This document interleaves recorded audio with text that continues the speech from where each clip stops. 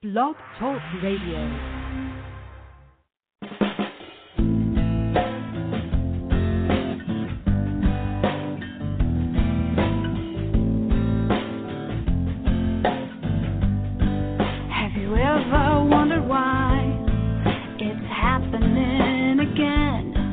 Welcome to MindShifters Radio with your co-host, the Forgiveness Doctor, Dr. Michael Ryce, and his wife, Jeanie. Michael and Jeanie share with you the wisdom of the ancient Aramaic internal process of forgiveness. They offer tools and support 5 days a week. They will support you in building a solid foundation within yourself to live in pure love. In Aramaic, Rahma. Michael is the author of So Why Is This Happening to Me Again? For more information on Michael and Jeanie, please visit www.whyagain.com. And now your co-host, the Forgiveness Doctor, Dr. Michael and Jeanie Ryce. To the brightness within you and the truth that is rooted within me. Hi, and welcome to MindShifters Radio with the Forgiveness Doctor, Dr. Michael Ryce. I apologize for being a little late signing on. I was mixed up. I thought Michael was going to call in. He's out on an errand to pick up some stuff for the intensive. And so that's my error that I didn't call in as host. But welcome to the show. We're glad that you're here. Our call-in number is 646-200-4169 and press 1. That puts you in queue to talk to us.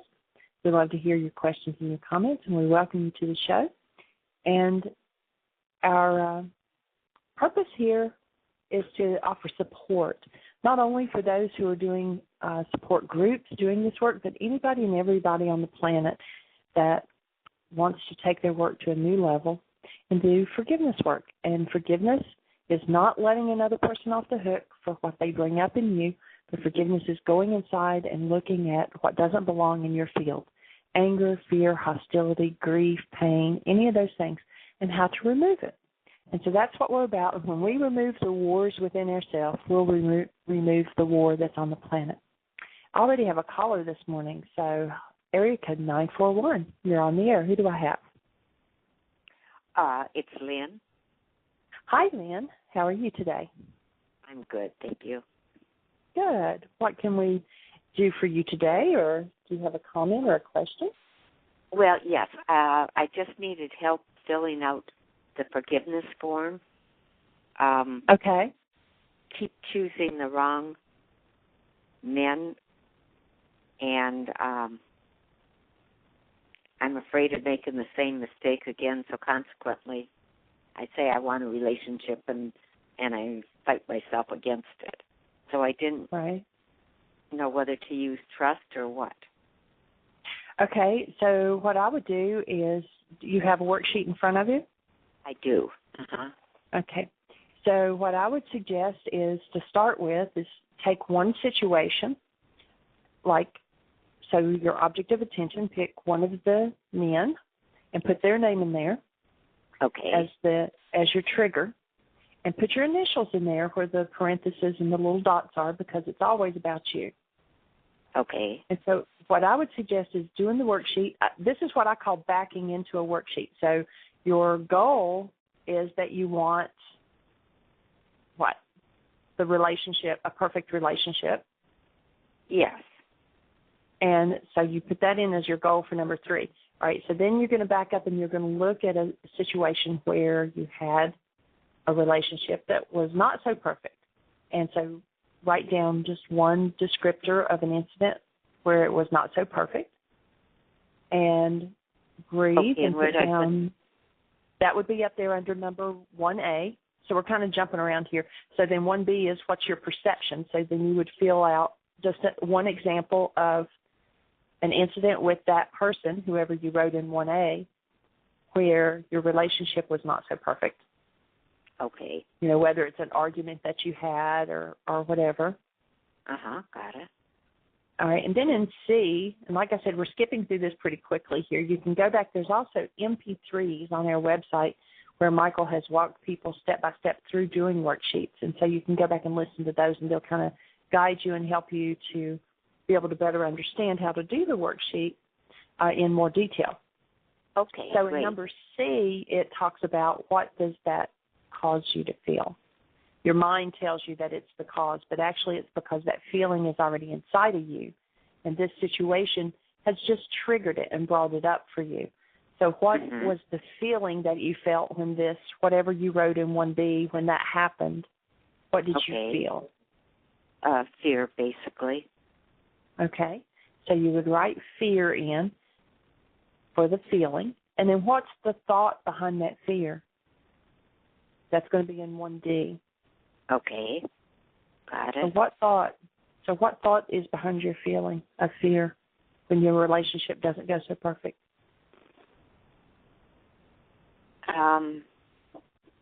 Probably two things. His rage comes up, but then okay,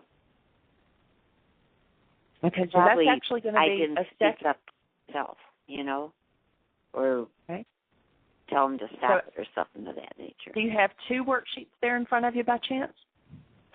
Let me see. So, because you've actually got two different feelings, and you will delve into totally different aspects of your own mind with each feeling. So this is what Michael refers to as the hydro effect. You start doing one worksheet, and it just keeps growing. So we always have several worksheets with us, and then as we're doing one, when something else pops up, you can just fill in that part of it on another worksheet and then go back to your original worksheet.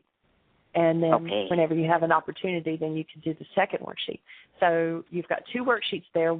So you've got two different feelings. In this one, we're doing fear. In your other worksheet, write down anger. All right. So those are both feelings. Now, what was the thought again that you said? That I didn't speak up for myself. Okay. Do you think that goes more with the anger? Yes. The thought behind the anger? Okay. So what would be the thought behind the fear? I think I froze. Okay. But what's the thought? Why were you afraid when the relationship took a bad turn or when the incident happened? For my physical. Okay, so you were physically afraid. Uh-huh. Okay.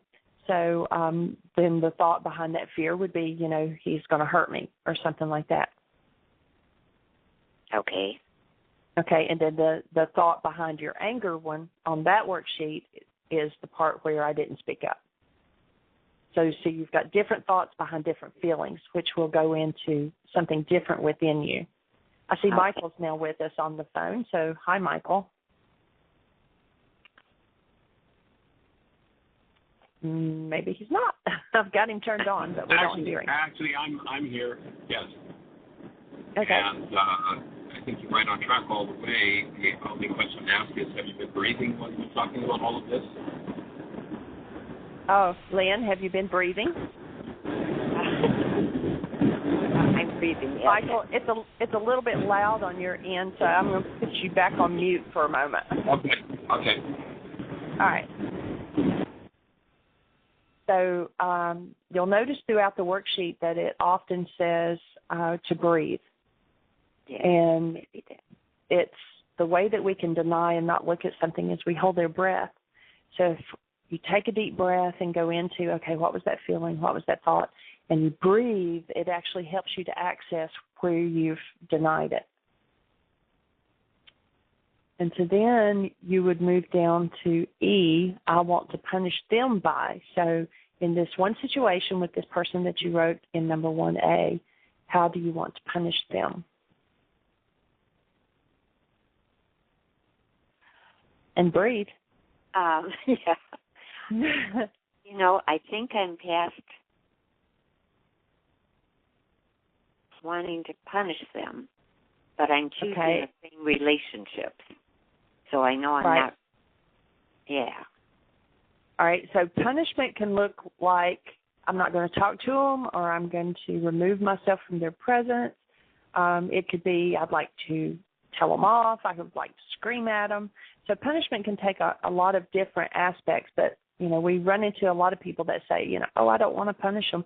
And there's a little part of you, I think, that's in denial there because there's 99.9% of the time anyway, there's some kind of punishment in there, even if it's I'm going to avoid them. And avoidance or separation is, if you think of when people are in prison, one of the worst punishments they do is put them in solitaire.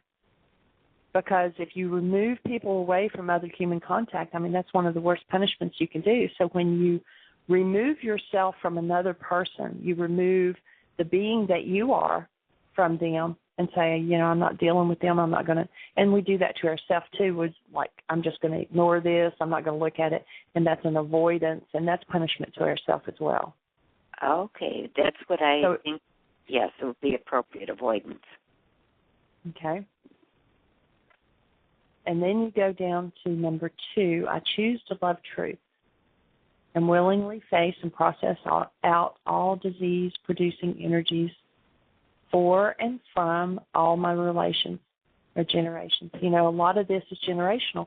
If you go back and look at some other women in your family, whether it's your mother, your grandmother, your sister, your aunt, or whatever, I bet there are other women, or even men, who have found themselves in an abusive relationship. Mm-hmm. It's some things are genetically passed down until someone steps up and says, okay, I'm going to deal with this. I'm going to work with it. So you were talking about you keep finding yourself, same person, different face. And so what happens is there is a part of you, and it sounds like it could be fear and it could be anger, a mixture of those two, but normally the fear in one person draws in another person who is angry. And you play off of each other because the things like that we hold within us that don't belong actually become our physical disease. And life doesn't want us to destroy ourselves.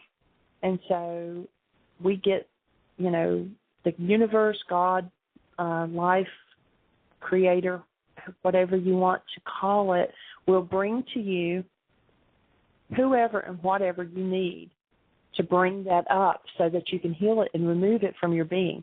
So if fear is your issue that's actually killing you physically, you're going to draw to you the same person, different face, who's going to be abusive or angry or whatever, to bring your fear up, to give you the opportunity to get rid of it so you can heal.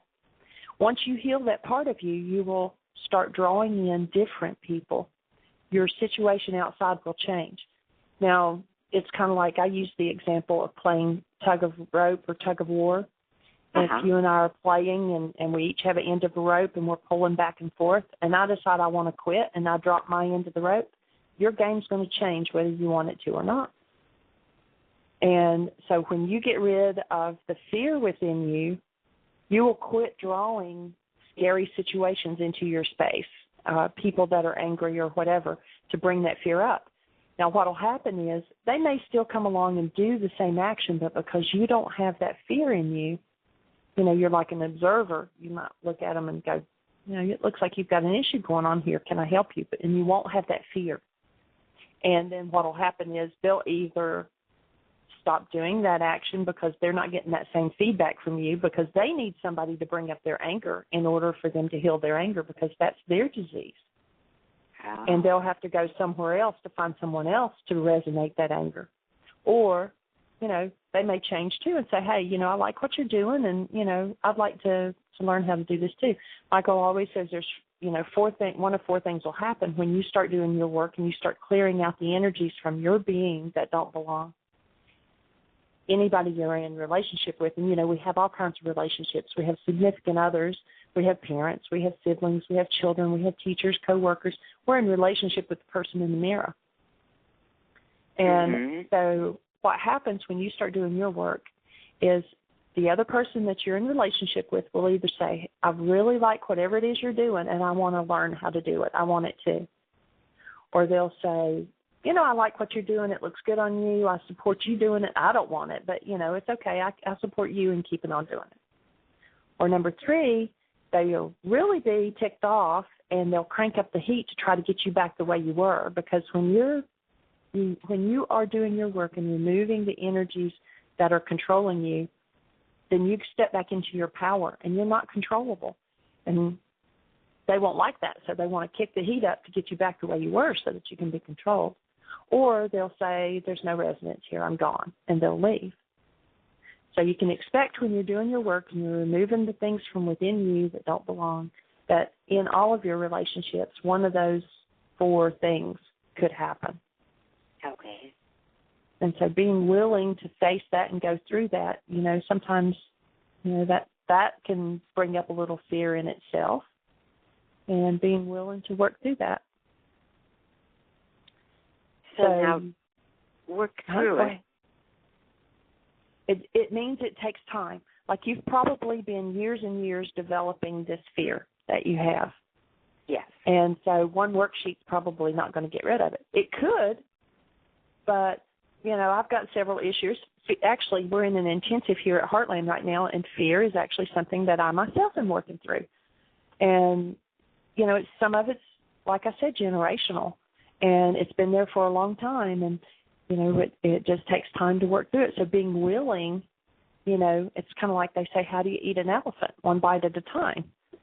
And so just being willing, to keep doing your work and doing your process, and you'll see slight changes. You might see one that's, just real in your face, like, that's different.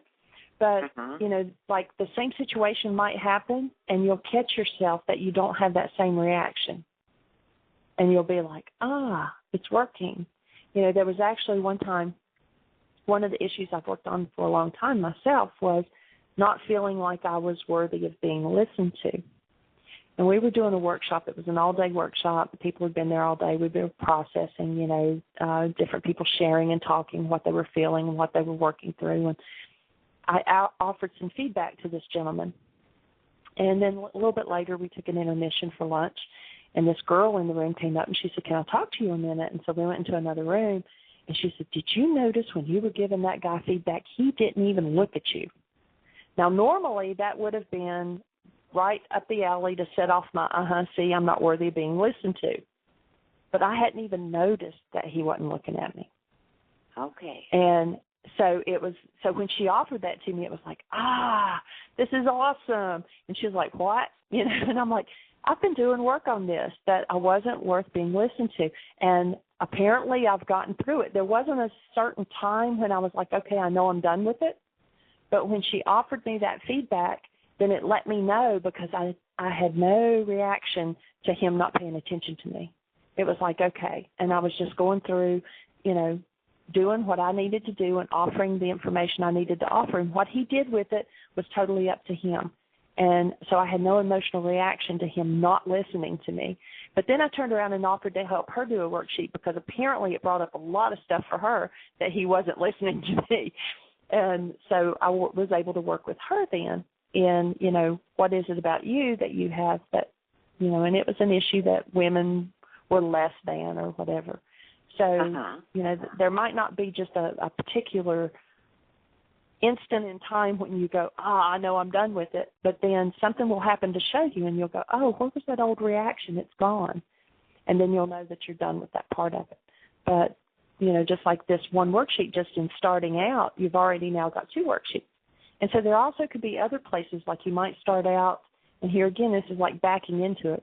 You might put, under the feeling part, fear, and think of other situations, maybe not necessarily having to do with another person, where you've had fear. Because you might have fear in being with a person that you think is going to physically hurt you. You might have fear in going to a new job. You might have fear in moving across town. So there's different aspects of fear. And so you might do different worksheets, all with fear being the feeling, and then back into it and pick different situations where an incident happened that you experienced fear. In 1A, it could be that situation. It might be another person, or it even might be yourself.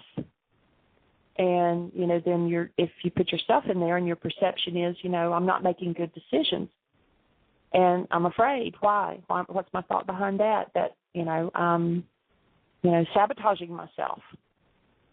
And so each thought and each feeling and each incident you can work through, and you'll get to a different part of your unconscious.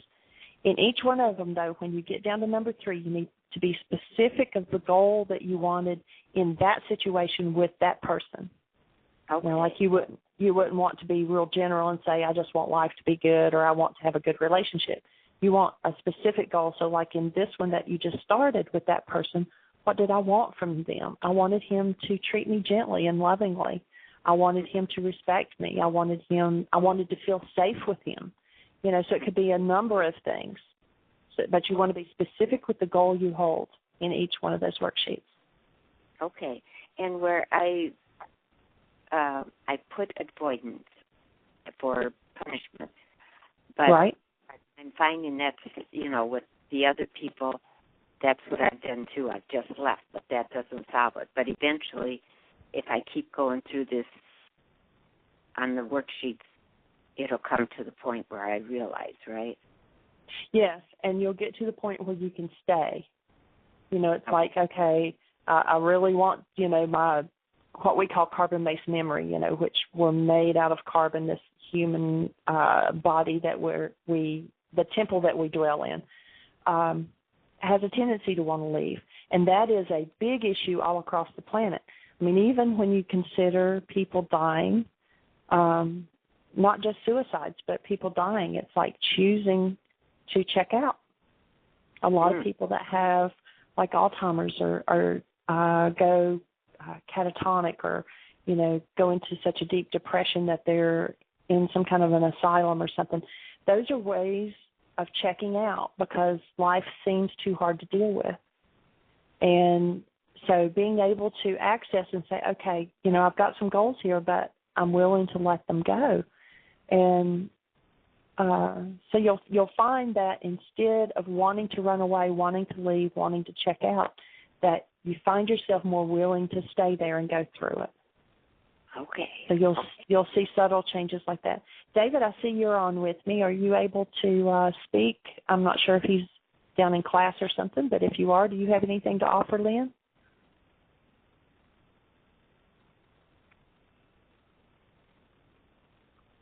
He must not be where he can talk either. Yes. So, okay. This has been helpful, though. Thank you.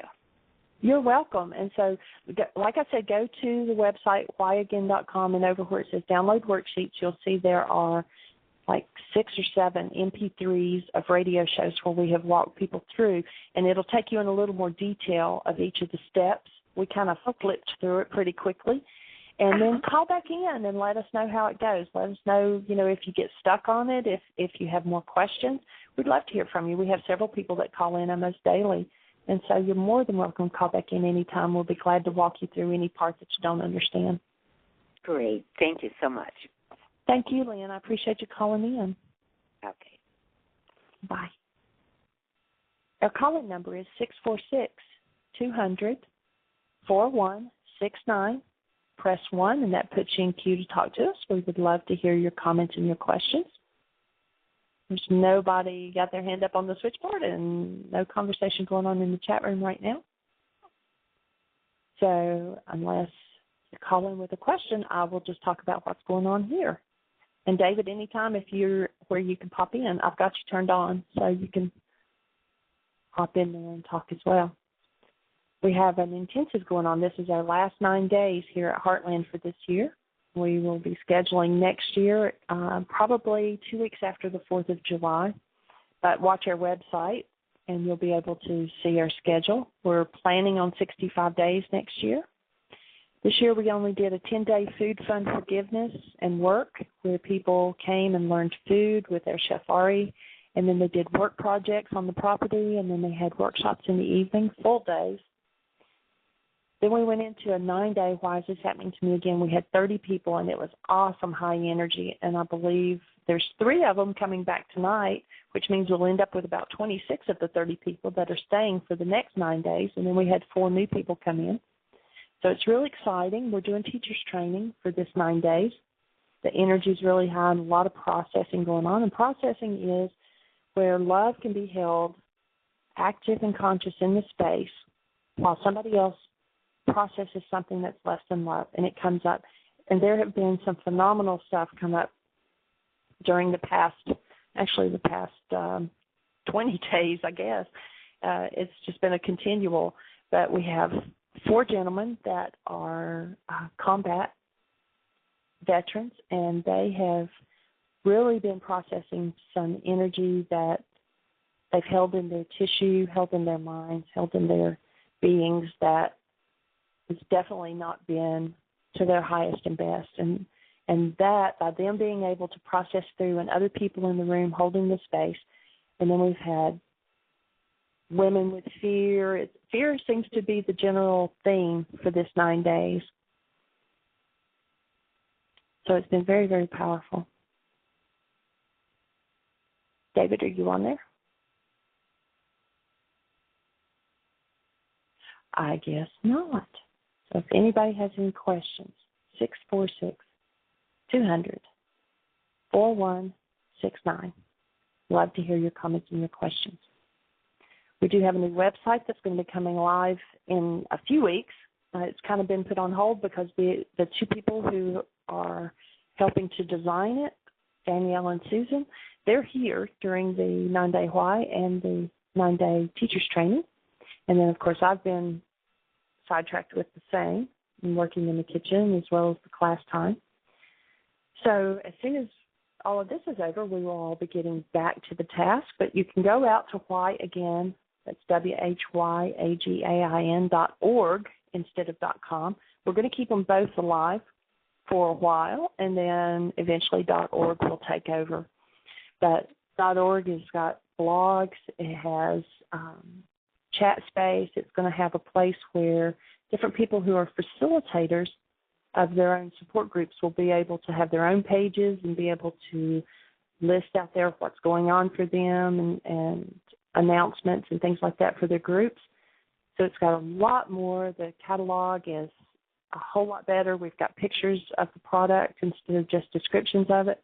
However, when you go out to .org right now, you're going to find a lot of the links aren't connected yet. And so just be patient with us. It takes time. We have over 5,000 pages that we're having to switch over, and we're actually having to copy them over and then turn the links live.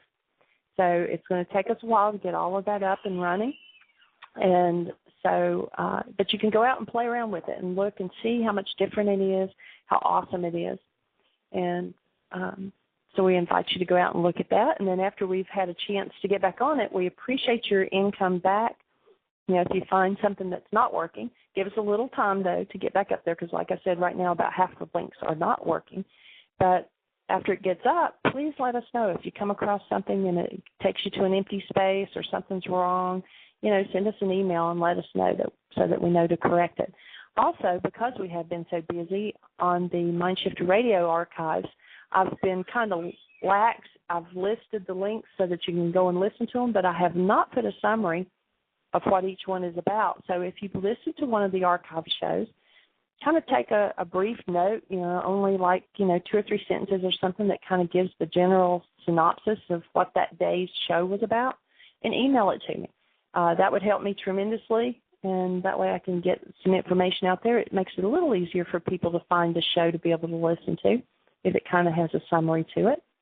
And my email is Jeanie, Jeanie, @whyagain.com. So you can email me that, and that would help tremendously. That would be supporting our work from the outside, and we would definitely appreciate it. Well, David has disappeared off the switchboard. I'm not sure if Michael's coming back on or not, but our call-in number is 646-200-4169. Press 1. That puts you in queue. We'd love to hear from you. We will be traveling when we leave here after the intensive. Michael and I will be heading up to Canada.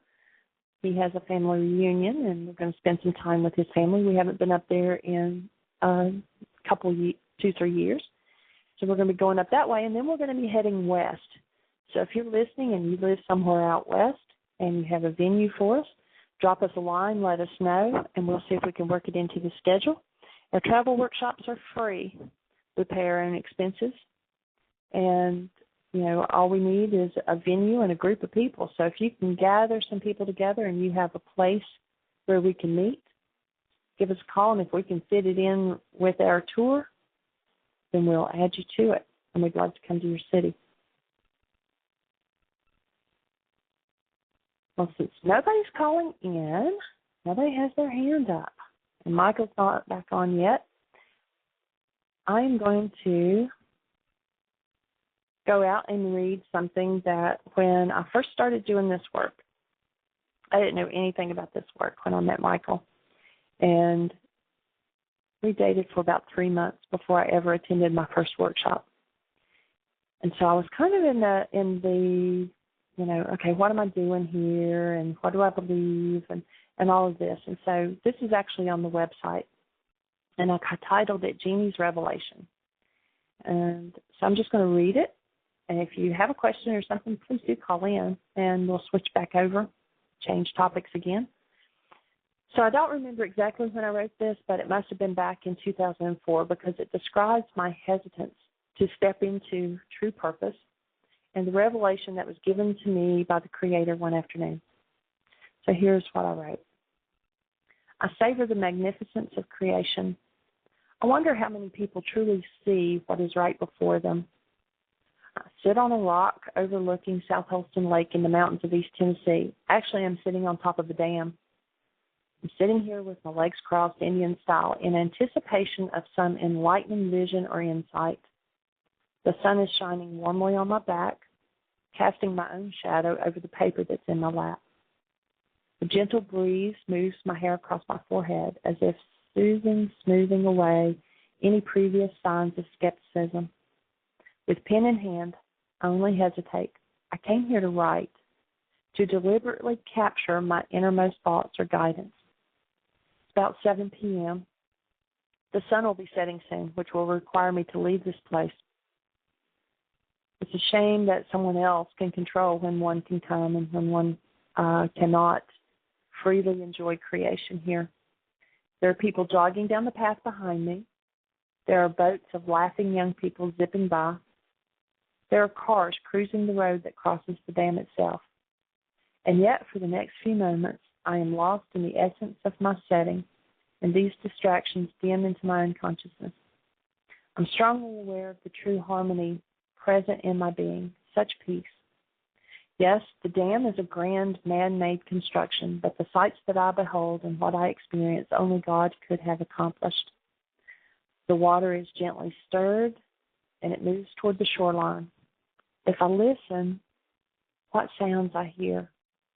The water laps against the rocks at the base of the dam. There's a family of ducks clucking as they circle near the edge. Birds fly by, and the chirping from a tree nearby tells me that the nest is full of life. A bee buzzes toward a cluster of wildflowers that are emerging between the rocks. How did that seed find dirt enough to take root in that place? I see a fish swim away, followed by the splash that announced its presence. The leaves of the trees make a refreshing rustling sound. While gazing across the lake, I acquire the subtle awareness of the air taking on a slight chill as the sun sinks lower in the sky. The energy shifts into a different power. The heavenly skies, which were crystal blue with swirling white clouds just moments ago, are turning into a slate-colored expanse. The mountains on the far side remain dark green, but now with black shadows intermingling the scene. The change to the lake is phenomenal. A fog rises above the water's surface, giving it a mystical appearance. The tall grasses nearby sway in the wind, silently moving to an inaudible melody. I realize fully the sun's effect on everything, whether visible or not. The evidence is undeniable. It is so quiet now. Time and space is not a factor right now. There is a dimension of spirit here. I am one with my surroundings. I feel like I am in the midst of a parable. What is my Creator saying to me? There is no one here, no one else here, so He has to be speaking to me. The water is my life, moving in and out, past and future. The shoreline is my purpose. It is immovable. I see the land's edge as my threshold of discovery, and yet I hesitate and proceed to go back and forth, never going beyond the brim. I tell myself to listen. No, it is He who says, "Be still and know I am God."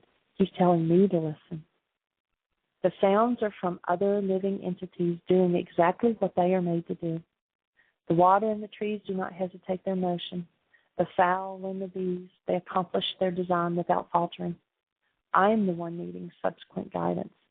Like the seed finding the sufficient soil to transform into life and to bloom amidst the stones, truth will survive and change its surroundings. The circumstances in the world may be rocky, but the essence of integrity and love will always remain alive. I must be about sowing the seeds of truth. Like the fish that could have remained unseen, I must allow my presence to be known. While mindful of my earthly surroundings, I have the awareness of my own energy shifting into a different power. The change is marvelous. I feel empowered. I understand that it is safe to proceed through my purpose. This is the beginning of a new journey. Jesus is the Son, and the evidence proves that following his example affects everything, visible or invisible.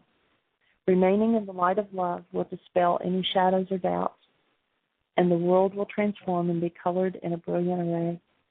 The Holy Spirit's like the fog. All things appear differently when its presence unfolds and is invited into the crevices of our life.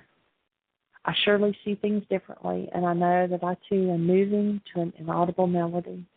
The stillness of my heart is serenity. 646-200-4169. That was my revelation when I was trying to decide what was my purpose on this planet. I do have a caller, area code 919. You're on the air. Who do I have? My name is Angela. Hi, Angela. How are you? I'm awesome. How about yourself? I'm great. That was beautiful. Thank you. Thank you. That was very, very heartfelt and beautiful. But I guess my question to you is what did you find your purpose to be?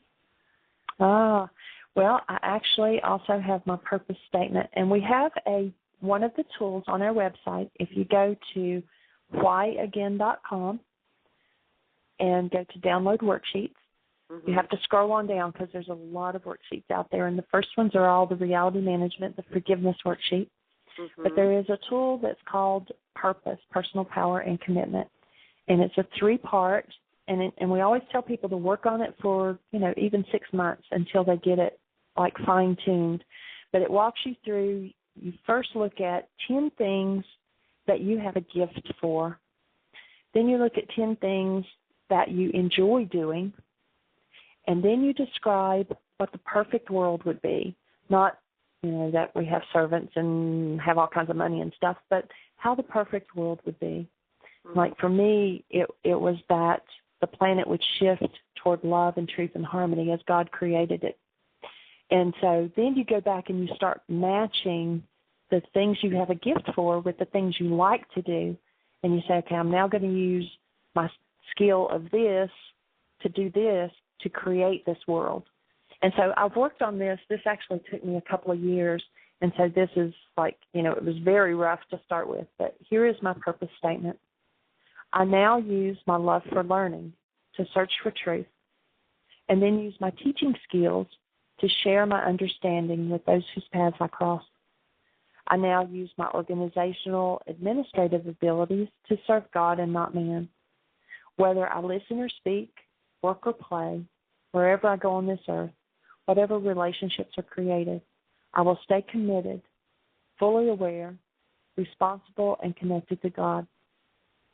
I will radiate the love in me to be a clear voice to my calling, so that my life produces a longing in others to follow in the way of truth, to live for God, and to likewise make a difference, to have such an impact on this planet that we will create the shift toward love and truth and harmony as God originally created us to live. So, do I do that perfectly? No. I wish I did. But that is what I came up with as my purpose statement. So once you get that down pat, then what you do is every decision you make, whether it's a trip you're going to take or whether it's a job you're going to take or a person you're going to speak to, whatever it is, you ask yourself, is my doing this in alignment with my purpose? If it supports your purpose, you do it.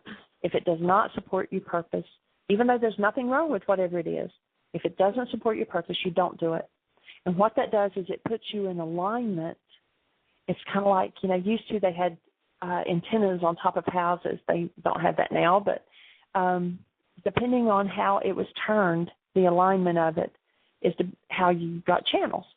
Mm-hmm. So if it was attuned one way, you might get channel 2 perfectly clearly or whatever. If it was turned another way, channel 2 went just like fuzz, and you couldn't make anything out of it.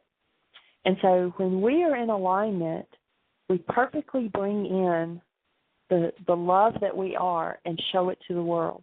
But when we're not in alignment, then everything that we do comes across fuzzy, and people are not getting the clear picture.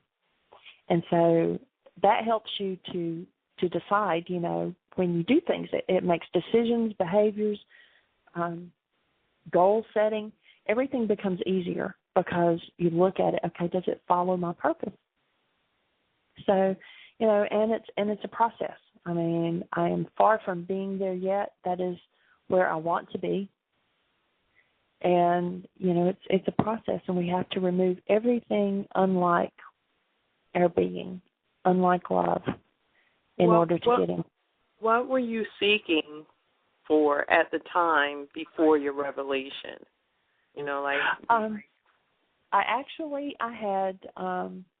I've been raised totally different from this work, and so not knowing, it was like I was real involved in the church that I was in, and I was doing everything from singing in the choir to working with the children. I was church clerk. I was involved in everything.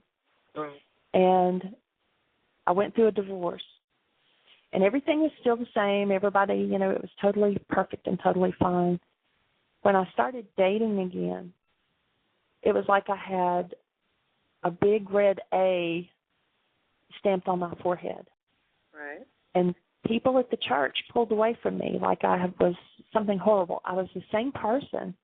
Right. And so I started questioning, why am I here? What am I supposed to be doing?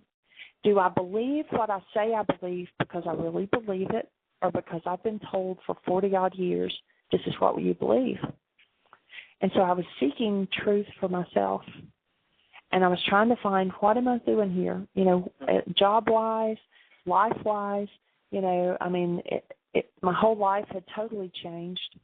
And it was like, what do I really want? Where am I looking? Where am I going? What's the purpose in my life? I'm not just a blob of clay moving through this planet. I have a purpose for being on this planet. What is it? And I just wanted to have more meaning in my life. I look at it a person in the chat room just put, you were searching for your soul. Right. I look at it as a collective. We're all a collective. So me searching today found you. That's Absolutely. what I was doing. I was searching the net, so I found you. But as well as knowing that there are other people like me, like you, that radiate the same energy, in fact, infallible that it's true. Absolutely. There's no question. Yeah, so there's your purpose no coincidence. Right, no, there aren't. Paths cross because, sometimes we get binged off track, but right. we still have the ultimate straight path, but sometimes we get bounced around from, life situations. Right. And your life situation was your trauma from your divorce, Right, exactly. Mm-hmm. It reminds me of the GPS system in our car, when we're traveling on the road. Exactly. It picks the path, that's the more direct, the quickest path from point A to point B. And sometimes we get off that path, and when we do, it'll say, turn around, do a U-turn or whatever. Right. And after 2 or 3 times telling us to do a U-turn, it doesn't jump off the dashboard and beat us or anything, but it'll finally say, okay, rerouting, and it'll find the next best way to get us back on track. That's straight. That's right. That's but straight and narrow road. It's our option which way we want to go. We have free will. Mm-hmm. And so there is a guidance out there that if we listen, we have the spiritual faculty of intuition And if we listen, all the information we need is out there. You know, people were talking, this actually came up, we're doing an intensive here at Heartland, and this actually came up during one of the sessions, and somebody said, you know, well, what about the person that stepped out, and got hit by a car? If they had been listening, they would have gotten the information, step back, you know, or whatever. We were talking about a lot of people, you know, our words tell our mind and the universe what to present to us. Mm-hmm. And a lot of people carry power phrases like, that just kills me, mm-hmm. or I can't stomach that, or, you know, whatever. And those power phrases, when they become the predominant energy in their field, they'll manifest it. Absolutely. And so, but what you were talking about, you know, us each being linked, we absolutely are. There's a show that I was visiting my son last month, and he had me watch it with him, and it was phenomenal. It's called Touch. Mm-hmm. It's a series, mm-hmm. and it's perfect. I mean, the little boy can see how everybody is connected, and that, you know, what you do affects what I do, and then if I do what I'm supposed to do, then something else is going to happen, and if that person does it, then, and it just goes on around. And so this little boy's purpose is to see that everybody does or is placed where they need to be at the appropriate time, mm-hmm. so that the best result happens at the end. Mm-hmm. And sometimes they have to really finagle and do some things for that to come about. But, mm-hmm. you know, it's like he can see ahead of time how we're all connected. We are all one. It's like cells in a body. You know, we have gazillion cells in our body, but we're all one. And each right. cell does something different. Each cell has a different purpose. You know, they say that if you could take your fingernail cell and take a liver cell, that the DNA and everything is identical. Right. But they each have a different purpose. So they're the same, but they're doing something different. I think people miss opportunity in purposes. You know, the opportunities that come out of purpose. Like right now, you know, you and I have a choice to either continue to talk to each other further or end it right here. Yes. But we don't know what. No one's thinking about what could be the possible infinite possibilities that could come out of it, you know. Right. It's either going to shorten your road or it's going to lengthen it, you know what I mean? We're either going to bounce off of one another, but we can choose, you know. And we can choose for it to be a blessing, or we can choose to be an upset, you know. Right. We all have choices every day. And right. that's one of the things that in the worksheet that earlier in the show I was walking a lady through a worksheet, and we can choose, you know, okay, I'm in, my fear has come up over a certain situation. It's not always easy, but I can choose to stay in my fear, or I can choose to let it go and do something differently. We walk people through this, it's just a little exercise. We'll tell them to close their eyes, and we'll say, you know, think or experience fear.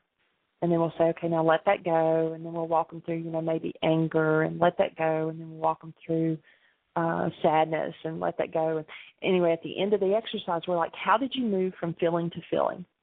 Right. And everybody says, you know, I had to think a thought, you know, thought of something in the past or whatever. And so that shows us that it's our thoughts that drives our feelings. Our feelings are sort of the fire alarm on the wall. You know, it's going mm-hmm. off, which means there's smoke somewhere. If you cut the wires and make the fire alarm shut up, it doesn't make the smoke go away. You've got to get in and find out the cause underneath.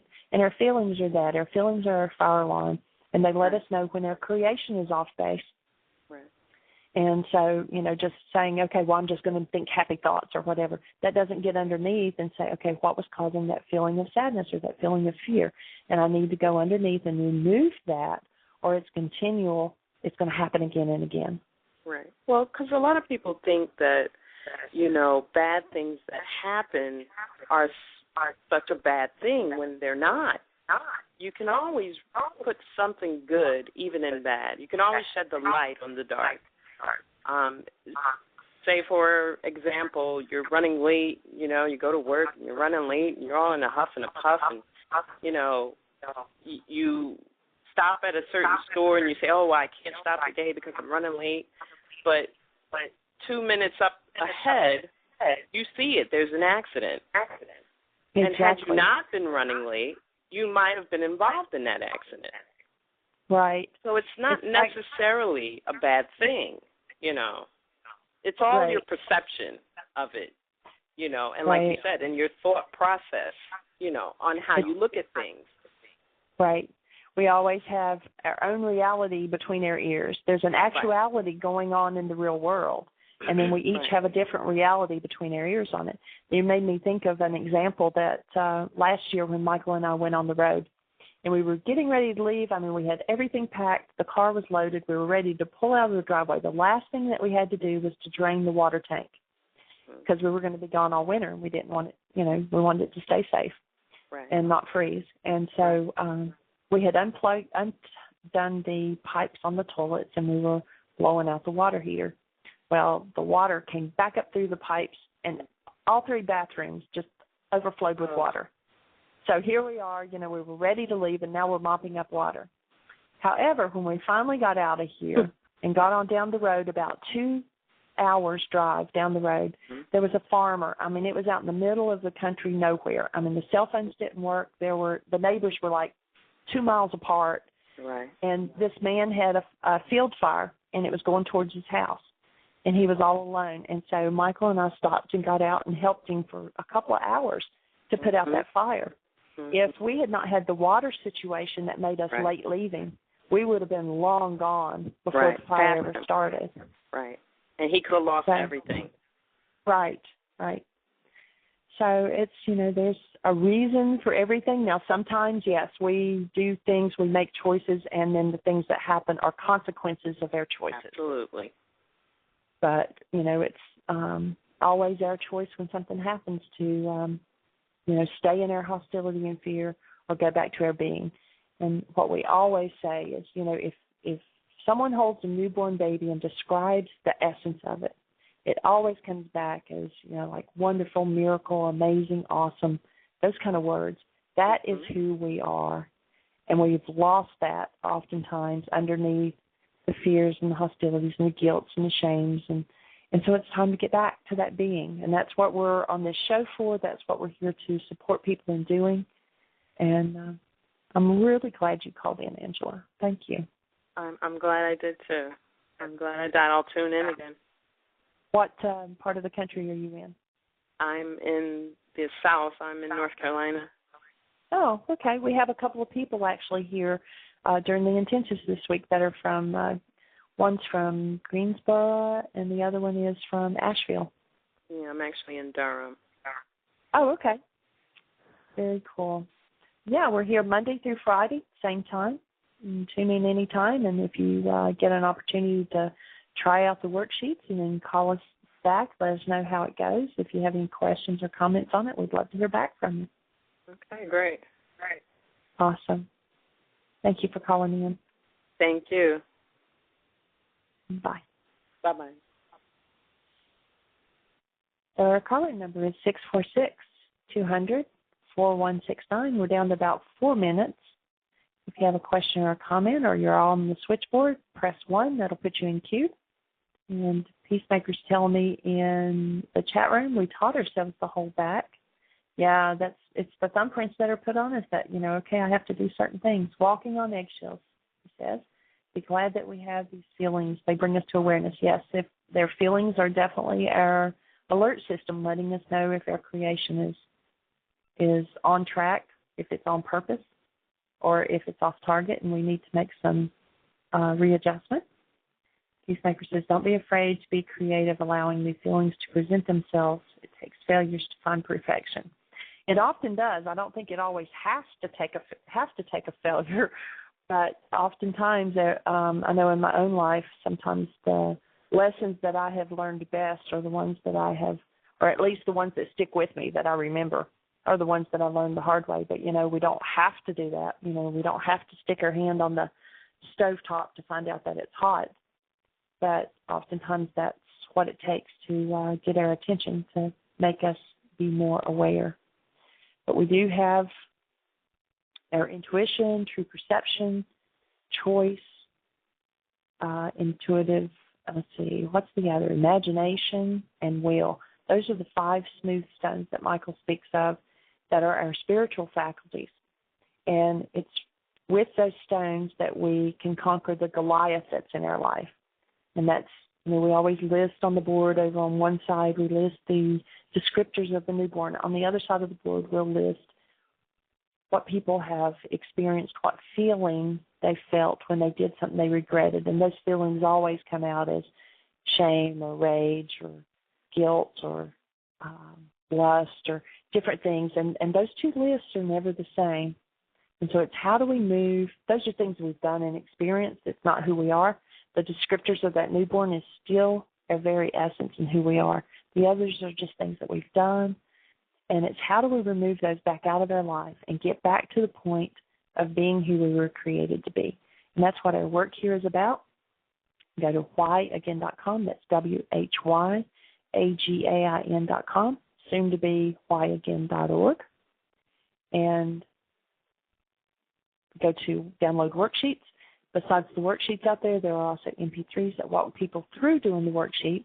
So you can listen to those, and it will direct you on how to move through a worksheet. And then if you have questions, please call in with those questions. We're here to support you Monday through Friday, same time, 12 o'clock Central Time, 1 o'clock Eastern Time. And we're here to answer your questions, to help you, to listen to your comments. And we appreciate you being with us. We want to thank you. We hope that you have the best year yet of your eternal life. Bring a stranger tomorrow and join us on the show. And I hope you have a good night.